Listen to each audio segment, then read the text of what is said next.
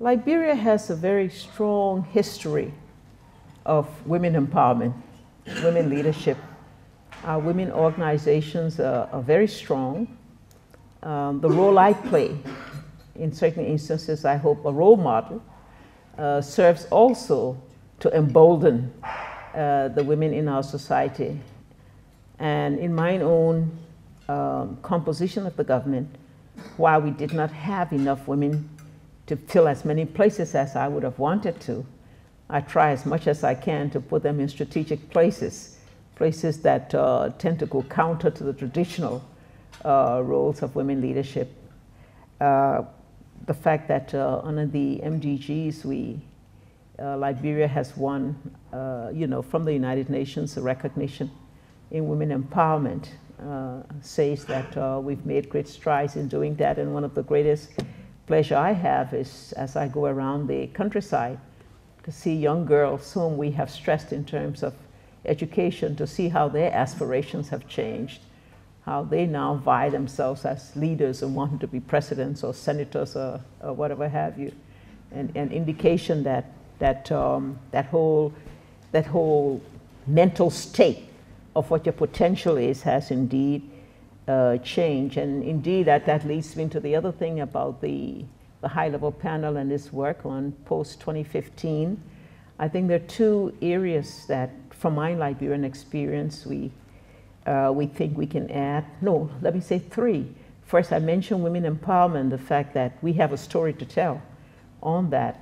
And it says that if you educate more women, more girls, and you give women much more of an active role in a society, I believe the society is more peaceful, the society gains more, the economy benefits, from that 50% of the population that may not have enjoyed the same kinds of equal rights and participation as it has in the past.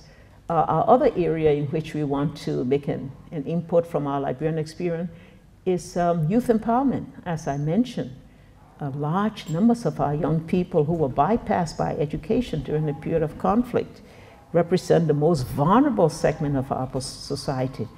And if we do not respond to them in a nation that's so young, the chances are our political stability could be endangered.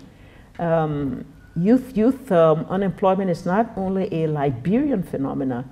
In many of our countries, I'll say even in the developed countries, it's becoming more and more of a problem because our schools are putting out more and more graduates.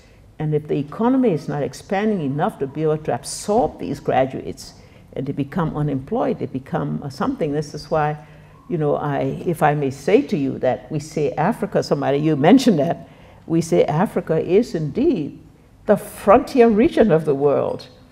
The limits of growth are already evident in many of your countries. And until you can take a place like Africa that has per capita income that has not reached the level of purchasing power to be able to grow this global economic pie, unless we begin to concentrate that and make sure that we increase economic activity, that we increase purchasing power, thereby including global trade. If we don't do that, then we always face this problem of youth.